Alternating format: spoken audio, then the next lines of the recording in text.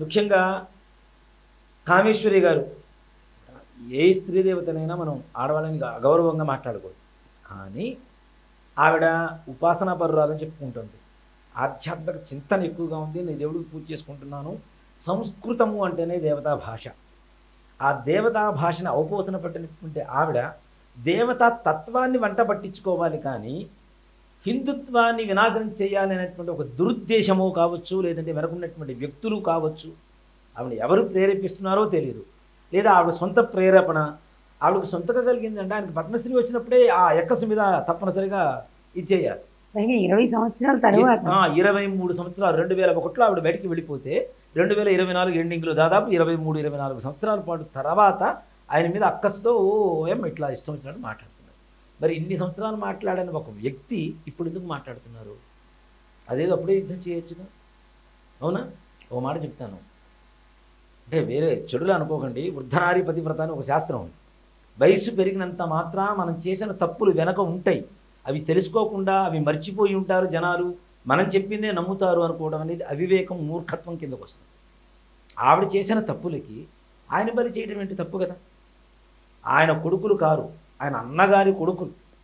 అన్నగారి కొడుకుల్ని సొంత కొడుకులుగా చూసుకునేటువంటి ఒక తత్వం ఈ రోజుల్లో ఎవరికి ఉంది చెప్పండి, ఒక్కడికి చెప్పండి.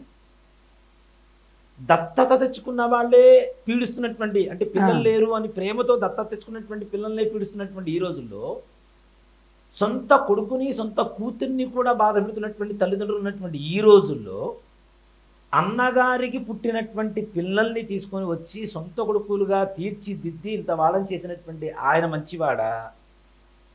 కొడుకుల్ని అర్ధరాత్రి పూట ఇంట్లో వదిలేసి వేరే వాళ్ళతో వివాహం చేసుకోవడానికి సంబంధం పెట్టుకొని వెళ్ళిపోయిన ఆవిడ మంచిదా?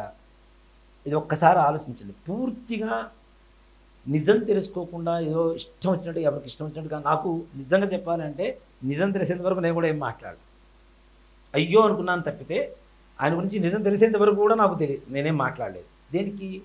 సపోర్టే చేయాలి అనుకుంటే సపోర్ట్ చేయొచ్చు, సపోర్ట్ చేయడం కాదు, నిజం తెలియాలి జనాలకి. ముఖ్యంగా తెలిస్తేనే కదా ఎంతసేపు ఊహాగానాలు. అసలు పండితుడు అనేటువంటి వాడు ఎక్కడైనా పూజింపబడతాడు. అవునా? స్వగృహే పూజ్యతే మూర్ఖ, మూర్ఖుడు అనేవాడు ఇంట్లోనే పూజింపబడతాడు. స్వగ్రామే పూజ్యతే రాజ, రాజు గ్రామంలో పూజింపబడతాడు. స్వదేశే పూజ్యతే ప్రభు, దేశంలో ప్రభు అనేటువంటి వాడు పూజింపబడతాడు. పండిత సర్వత్ర పూజ్యతే. అది పుస్తక విద్య కాదు, మస్తక విద్య. గరిపాటి వారిది మస్తక విద్య. ఆయన పద్మశ్రీ అనేటువంటి ఒక భారతదేశ అత్యున్నత పురస్కారాన్ని తీసుకోగలిగారు అంటే సర్వసాధారణమైనటువంటి విషయం కాదుగా. అంటే ఇప్పుడు సెంటర్లో కొంతమంది ఈయన మీద ఎంక్వైరీలు చేసి మొత్తం ఈయన విషయం ఏంటో తెలుసుకున్న తర్వాతనే ఆ వాటికి ఎంపిక చేస్తారు.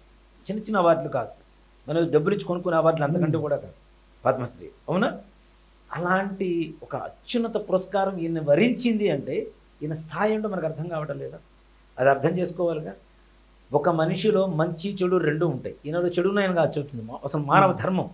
మంచి చెడు రెండు ఉంటాయి.